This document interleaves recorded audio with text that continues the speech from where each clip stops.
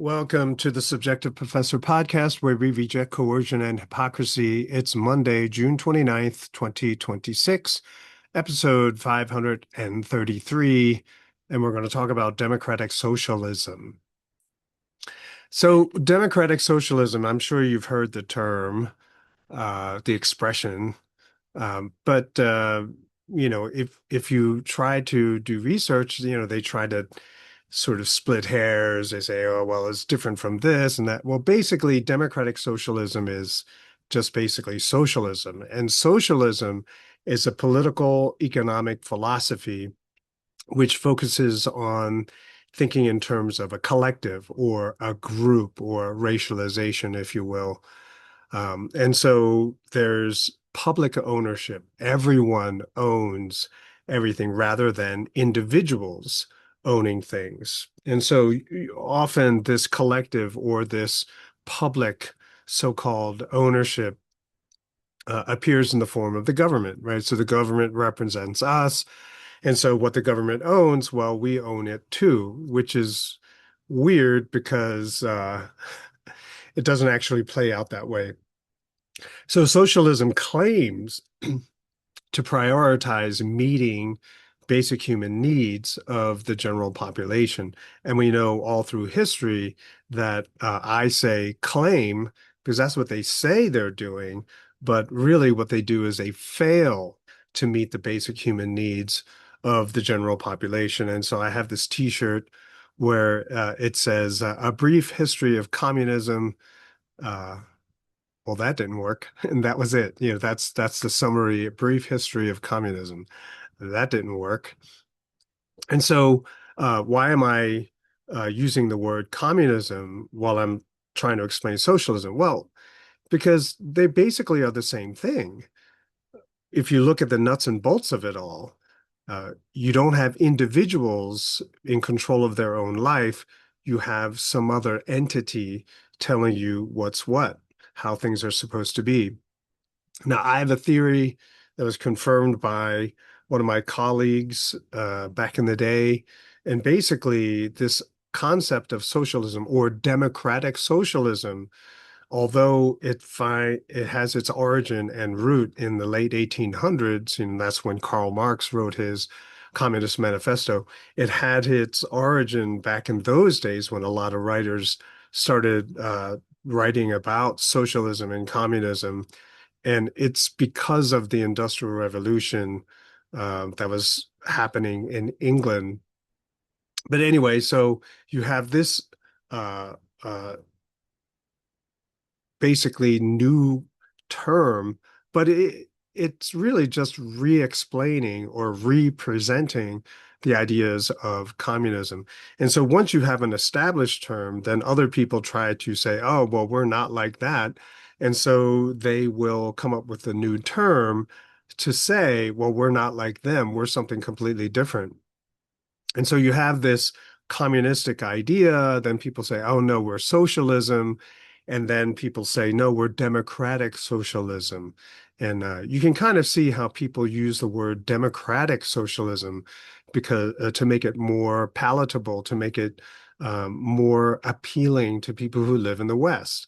Otherwise, why would you subscribe to socialism? Isn't that what the Soviet Union? Isn't that what communist China were doing? And so how do you make it more acceptable here in the West? You just slap on the name democratic in front of it. Oh, we're supposed to be pro-democracy, so this is democratic socialism. It's the best of both worlds. And that's only because that only works because you keep using the word democracy, which is a horrible word, a horrible concept, ruled by the people. This is a very bad kind of form of government. In the United States, it should be a representative democracy that is a republic, but that seems to be quickly forgotten these days, given the amazing educational system that we have here in the United States. I'm being sarcastic.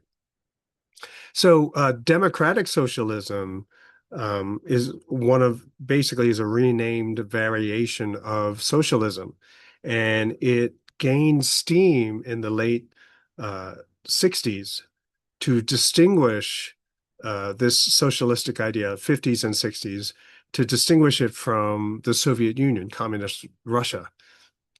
And so we're like, oh, we're not communists like the Soviets, right? Because we're in a Cold War with them. No, no, no. We are something different. We're democratic socialism. And if you remember, there was a period of time in history in the United States where they went after people who were communists. And so you had to then rename yourself, rebrand yourself, so you don't run afoul of all of these other uh, laws and restrictions. Not and I guess most people who don't know what was going on, they'll say, "Oh, democratic socialism is something different from communism." So democratic socialism is a much more politically acceptable label than communist. And now they're going to use democracy to establish the totalitarian system that existed in communist countries back in the 50s and 60s. And in order to do this, in order to use democracy, the voting system, to bring about a totalitarian system, you have to dumb down the population. And in order to guarantee that, you have to take over the educational system. And so in the 1970s, you see the establishment of the Department of Education here in the United States, and education just took a nosedive after that. So let's reset our definitions. As I explained earlier in the history of this podcast channel, so I redefine, I use the terms, or I present a better definition or a different definition of the terms to give a better understanding of what we're really dealing with here. So when you start looking at the concepts of democratic socialism, socialism, communism, etc., they will go at great lengths to somehow distinguish one from the other. But they're kind of very similar. Even in the Communist Manifesto, you'll see Marx himself trying to split hairs and say, well, these are the different kinds of socialism, and this is why we are not like them, even though we all have the name socialism in our title. So basically, the reset definition would be anything that's socialistic, that leans towards socialism, which therefore then makes it socialism, is that responsibility or the cost of choices are spread out to society, to the group, instead of the individual, right? So if everything is up to the individual, choice, cost, liability, responsibility, if all of that is on the individual, then that is not socialism. Anytime you take away personal responsibility and you make it the responsibility of society as a whole, now we're talking socialism. So it's the system as a whole probably cannot become socialism overnight, but you can do it piecemeal. You can do it one aspect at a time in society. But every time you take away the power of choice from an individual and you spread it out to the rest of society, that's socialism. Now, the thing is that a lot, because it happens so gradually, people don't realize what's going on. People don't feel the cost, especially the larger your population, 300 million people, well, then the cost is spread out to the point where you don't even really notice it. And it has to happen, it has to get so large, the cost has to get so huge, that's when people start to notice it. And we're at that point, finally, where people begin to realize that all of these wars, all of these public policies, they have an effect on our livelihood, on our standard of living. That is the cost, right? So you begin to see the socialism, you get to feel the socialism when it gets out of control. Now, the pro or the positive messaging of socialism is that, we're all in it together. We help each other. We build community. Everyone understands what is good, what is morally good, so we can work for it. I think a good summary of socialism is this commercial I saw, it must have been 20, 30 years ago or something like that. But it was basically government was now firemen, okay, firefighters. Uh, so they're all sitting in their seats, and the one guy in the front, he's dressed up as a fireman, firefighter, and he's got his axe and hat. And he says, okay, who wants clean water? All in favor say aye. And everyone says aye. It's like, okay, now we have clean water. Everyone in favor of cheap energy, I'll say aye. And everyone says aye. So, and the thing about the commercial was like, do you see how simple this is? But it's politicians who complicate it and screw it up somehow. But think about that. Oh, how do you get the clean water then? Well, you're going to hire someone. And see, that's the function of government. Who do you hire? Should I hire the best, the most efficient, the safest, the cleanest, the most environmentally aware? Or do I hire Bob's cousin? Because then my family gets rich because we gave him the government contract. You see, and this is the problem that a lot of people don't understand. As soon as you allow another group of people to make the decisions for everybody, you take away the personal responsibility and you impose the costs. You spread out the costs to everybody who lives in your community.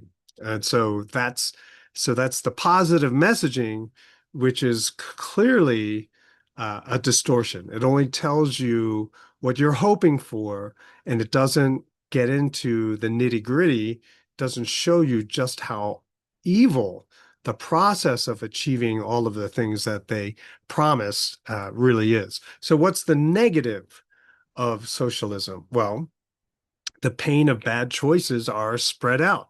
So it takes a lot longer for people to realize this was really a bad choice. And the effects of these bad policies and bad choices come much, much later.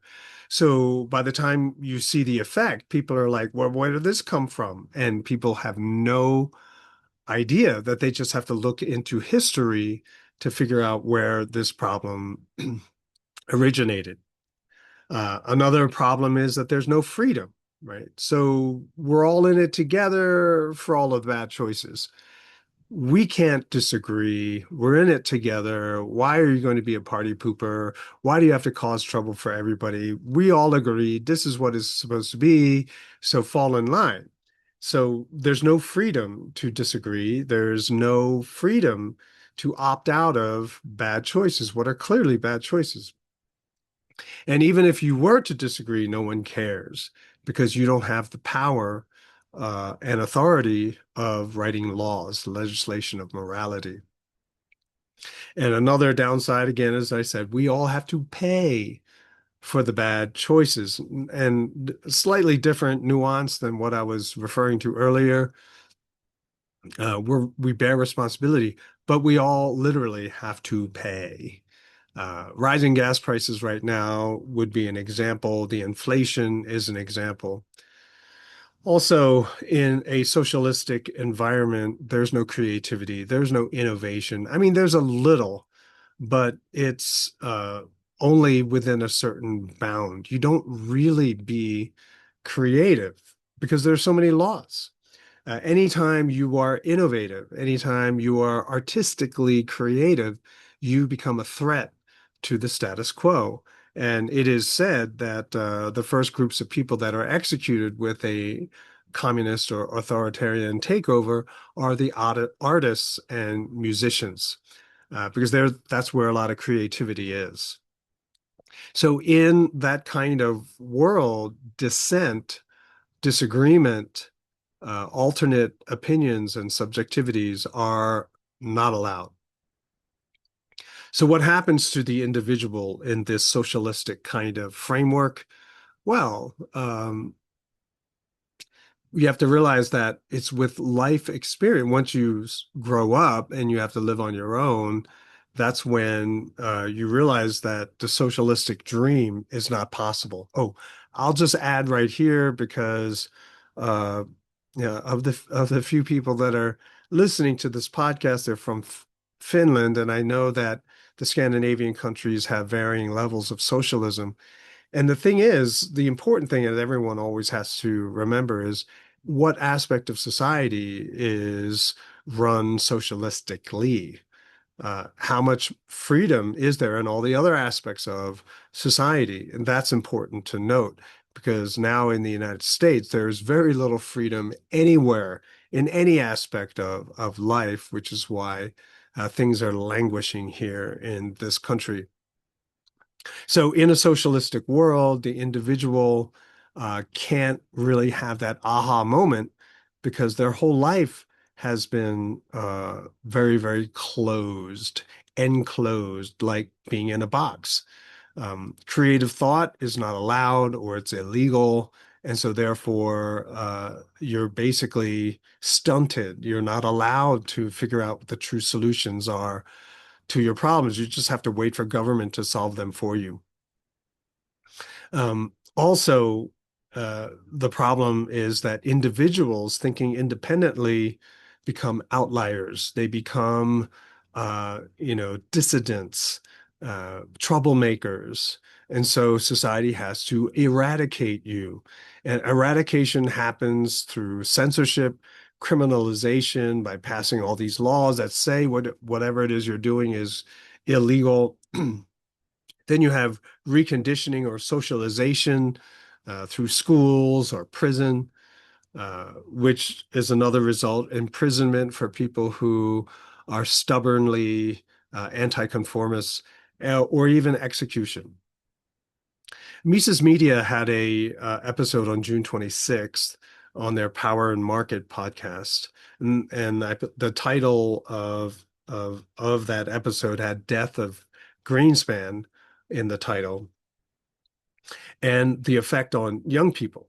So young people these days, and I for the last 3 years teaching middle school, it's so obvious that young people are taught to glorify the state. Whatever the state did, it's awesome, right?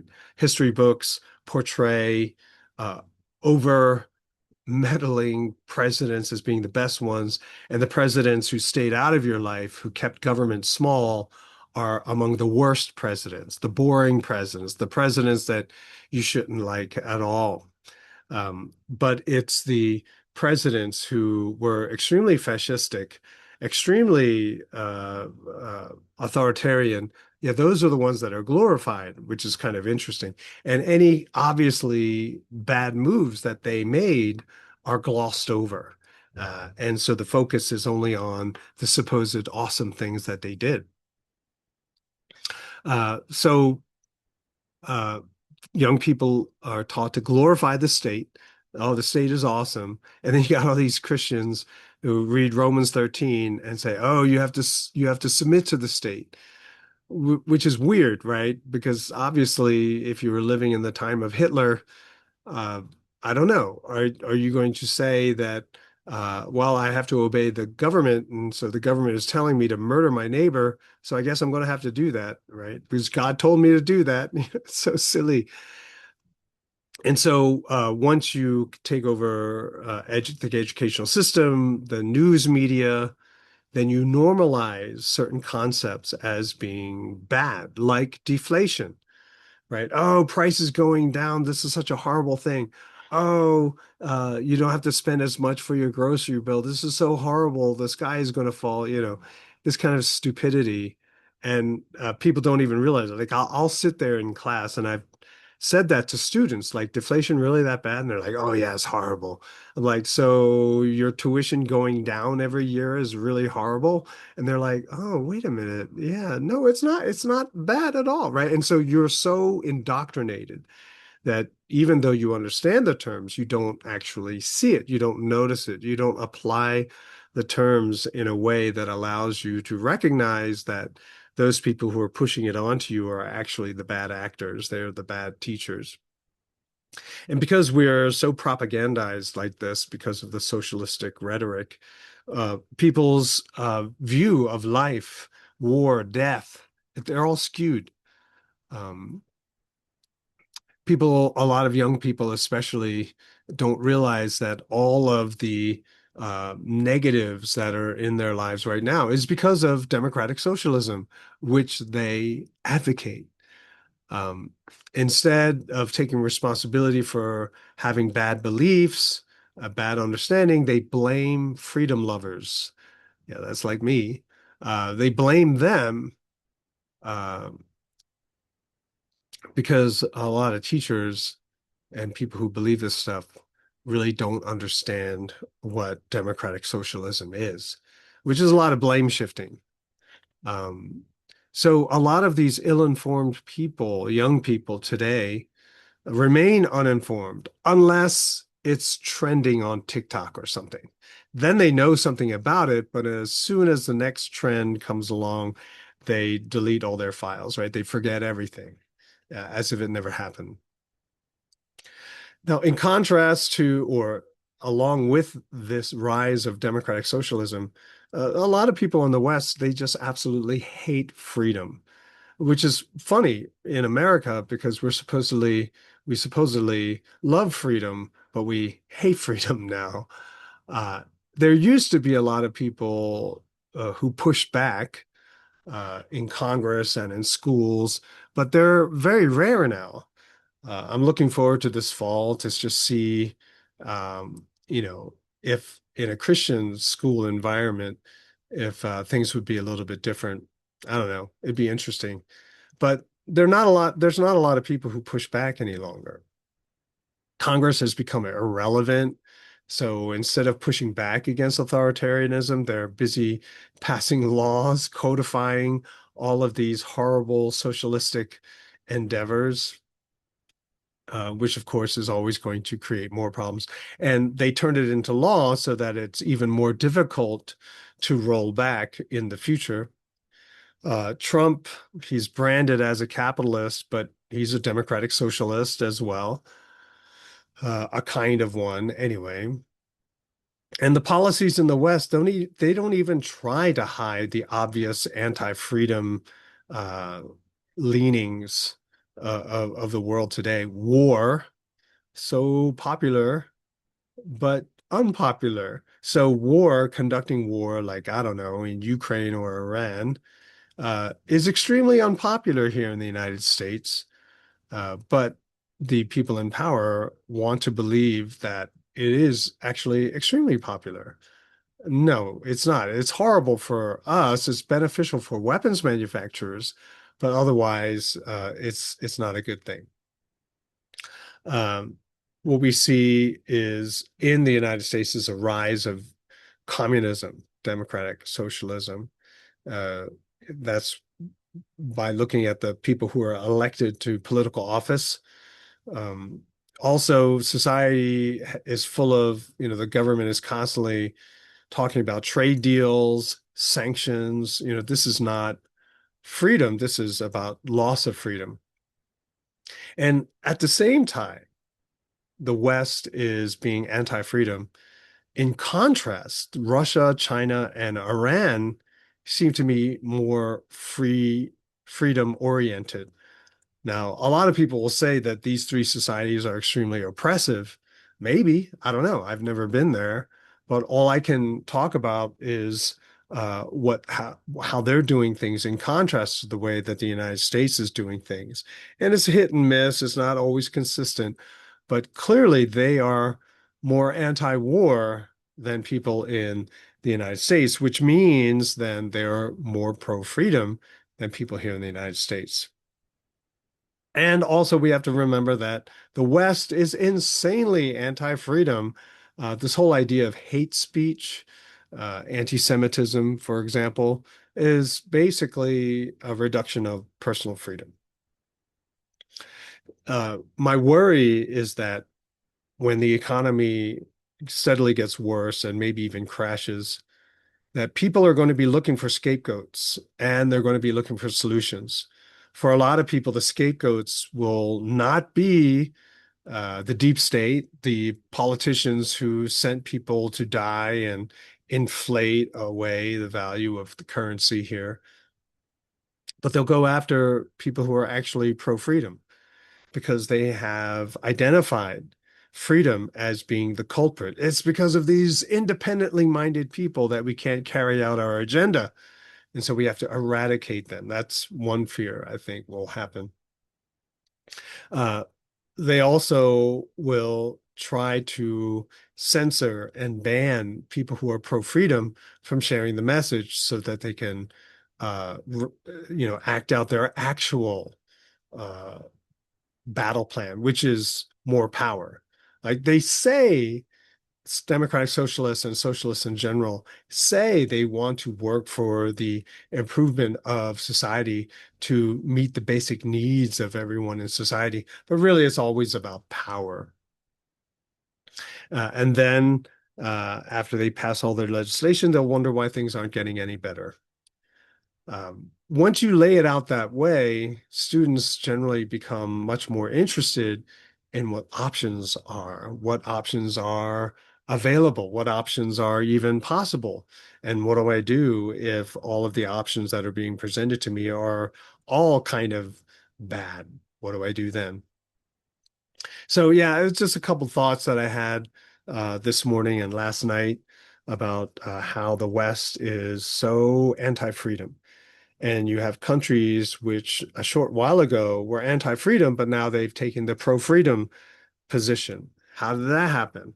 Well, and that's what I've been saying.